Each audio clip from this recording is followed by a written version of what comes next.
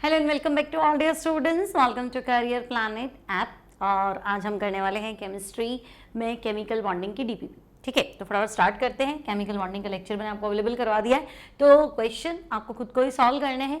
देखो, पहला question, which among the following is an electron deficient compound.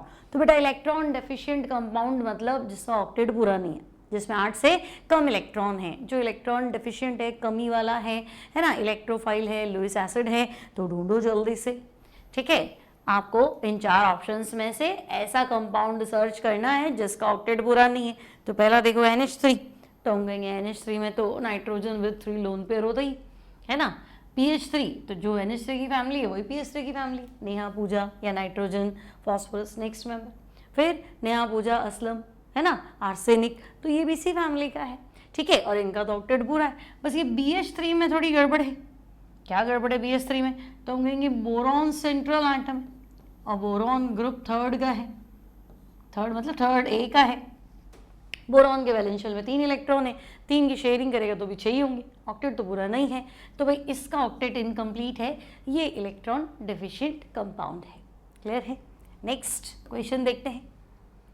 The octet rule is observed in, मतलब जिसमें 8 electron होने चाहिए। तो जैसे BH3 इलेक्ट्रॉन डेफिशिएंट था, BCl3 भी इलेक्ट्रॉन डेफिशिएंट है, तो यहाँ तो ऑक्टेट रूल दिखा नहीं। SF6 में सल्फर 6 बॉन्ड बना रहा है, 6 बॉन्ड मतलब 12 इलेक्ट्रॉन, तो भाई ऑक्टेट तो 8 होना चाहिए, आप 12 लेके बैठे हो। तो PCl5 में भी P 5 बॉन्ड बना रहा है, तो इलेक्ट्रॉन 10 हो गए। मुझे तो 8 देखना है और 8 वाला मुझे मिला CO2 में कार्बन लेफ्ट राइट दोनों जगह डबल बॉन्ड बना के 4 इलेक्ट्रॉन की शेयरिंग कर लेता है, 4 खुद के 4 पड़ोसियों के, ऑक्टेट पूरा है। तो ऑक्टेट रूल ऑब्जर्व होगा CO2 के अंदर।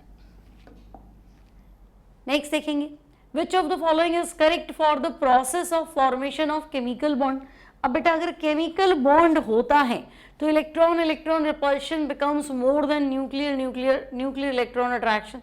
तो रिपल्शन ही होगा तो फिर बॉन्ड का को बनाओगे, तो हम कहेंगे तो गलत है। Energy of the system does not change. अरे भाई सिस्टम तो स्टेबिलिटी अटेन करता है, एनर्जी कम होती है, बॉन्ड बनता है तो एनर्जी रिलीज होती है, तो एनर्जी बढ़ेगी नहीं भाई। During the bond formation energy decrease होती है। करेक्ट आंसर आपका 4 हो गया। Then odd electron molecule among the following. तो भाई ऑड इलेक्ट्रॉन मतलब समझे, बॉन्ड बनाने के बाद जो बचने वाले इलेक्ट्रॉन है, अनशेयर्ड इलेक्ट्रॉन है, वो ऑड होने चाहिए। लाइक जैसे मान लो अगर मैं CO की बात करूं तो देखो CO ऑड इलेक्ट्रॉन नहीं, CO में कार्बन ऑक्सीजन डबल बॉन्ड बनाता है, ऑक्सीजन अपना पेयर इसको डोनेट करता है और ये एक लोन पेयर रखता है, तो भाई ये तो अनशेयर्ड है, इवन है ना, तो ये तो आंसर नहीं है। SO2 में भी एक लोन पेयर है, CO2 में तो कोई लोन पेयर था नहीं। अब NO में देखो, NO में नाइट्रोजन के वैलेंस शेल में 5 इलेक्ट्रॉन है बेटा, तो 5 में से क्या करेगा, 2 तो शेयरिंग में चले गए और एक पेयर बच गया, तो एक अकेला बच गया ना बेटा। एक अकेले वाले को क्या कहते हैं, तो भाई अकेले वाले को तो हम ऑड इलेक्ट्रॉन बोलते हैं। तो करेक्ट आंसर यहाँ पे NO। फिर देखो N डबल बॉन्ड N में आपको फर्स्ट सेकेंड और थर्ड तीनों ही नाइट्रोजन का फॉर्मल चार्ज निकालना है। ठीक है भाई, N डबल बॉन्ड N, पहला नाइट्रोजन, दूसरा नाइट्रोजन, तीसरा नाइट्रोजन।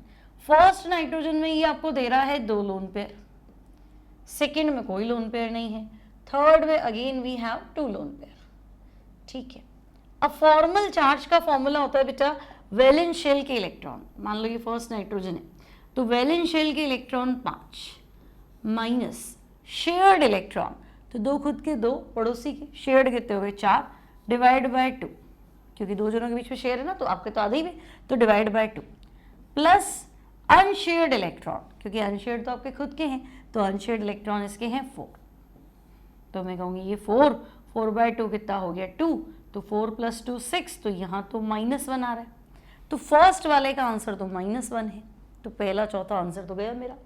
सेकेंड नाइट्रोजन, ये रहा सेकेंड नाइट्रोजन, इसको भी पकड़ लेते हैं भाई, सेकेंड नाइट्रोजन। अब यहाँ वैलेंस शेल में तो मैं कहूँगी 5 माइनस शेयरिंग, तो देखो शेयरिंग इधर कितने हैं 4 और इधर कितने हैं 4, तो टोटल 8 डिवाइड बाय 2। अनशेयर्ड तो कुछ बचा ही नहीं है ना, तो आप कहेंगे अनशेयर्ड तो नहीं है भाई 0। अब आप देख लो, तो 5 - 8/2 कितना हो गया 4, तो 5 - 4 कितना होता है +1, तो भाई पहला -1, दूसरा +1, ठीक है। तीसरे में आते हैं थर्ड नाइट्रोजन, तो थर्ड नाइट्रोजन ये, ठीक है। अब यहां देखो तो वैलेंस शेल में कितने, तो मैं कहूंगी 5, माइनस शेयरिंग तो डबल बॉन्ड ही तो बना रहा है, तो 4 की शेयरिंग है, डिवाइड बाय 2, प्लस अनशेयर्ड, तो 4 तो मुझे अनशेयर्ड भी दिख रहे हैं, तो ये कितना हो गया 4/2 तो 2 हो गया, और 4 + 2 6 हो गया, 5 - 6 तो ये तो फिर से -1 हो गया। तो यहाँ मेरा आंसर आना चाहिए -1 + 1 और अगेन क्या -1, तो यहाँ मेरा आंसर है ऑप्शन सी। क्लियर है फॉर्मल चार्ज कैसे फाइंड करते हैं। नेक्स्ट देखेंगे formal charge of carbon atom in carbonate ion. तो बेटा कार्बोनेट आयन होता है CO3 - 2, ठीक है भाई, CO3 - 2। अब मुझे कार्बन का फॉर्मल चार्ज फाइंड करना है, तो कार्बन के वैलेंस शेल में इलेक्ट्रॉन होते हैं 4 माइनस शेयर्ड इलेक्ट्रॉन, तो भाई double bond single single, total 4 bond है, एक बॉन्ड में 2 इलेक्ट्रॉन होते हैं, तो 4 बॉन्ड में 8 इलेक्ट्रॉन होंगे, तो शेयर्ड इलेक्ट्रॉन 8 है, डिवाइड बाय 2, क्योंकि शेयरिंग करी तो आधा आपका आधा तो सामने वाले का, तो डिवाइड बाय 2। फिर अनशेयर्ड इलेक्ट्रॉन, तो कार्बन कभी लोन पेयर तो रखता नहीं, कम से कम यहाँ तो नहीं है, तो हम कहेंगे ठीक है फिर, तो 4 - 4 यहाँ तो मेरा आंसर आ रहा है 0। तो कार्बोनेट में कार्बन का फॉर्मल चार्ज है 0, ठीक है। आगे बढ़ते हैं, एक्सपेंडेड ऑक्टेट 8 से ज़्यादा, तो भाई SF6 6 बॉन्ड बनाएगा 12 इलेक्ट्रॉन, PCl5 5 बॉन्ड बनेंगे 10 इलेक्ट्रॉन, IF7 7 बॉन्ड बनेंगे 14 इलेक्ट्रॉन, तो भाई सब में ही एक्सपेंडेड ऑक्टेट है। Then molecule which follows octet rule, तो बेटा ऑक्टेट रूल मतलब ऑड इलेक्ट्रॉन नहीं होना चाहिए, है ना, इन तीनों में ही ऑड इलेक्ट्रॉन है, they all are odd electron species, तो ये तो एक्सेप्शन हो गए ऑक्टेट रूल के। तो अगर ये एक्सेप्शन है तो बस एक CCl4 ही है जो ऑक्टेट रूल को फॉलो करता है। Next, which of the following molecule central atom has less than 8 electrons in outer most orbit, तो अभी हमने पढ़ा था SN तो कार्बन फैमिली का है, तो कार्बन के पास 4 और 4 बॉन्ड बनाएगा ऑक्टेट कंप्लीट, यहाँ एक्सपेंशन है ऑक्टेट का।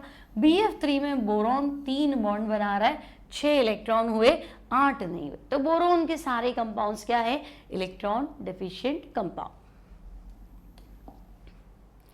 Formal charge of 3 oxygen atoms in ozone.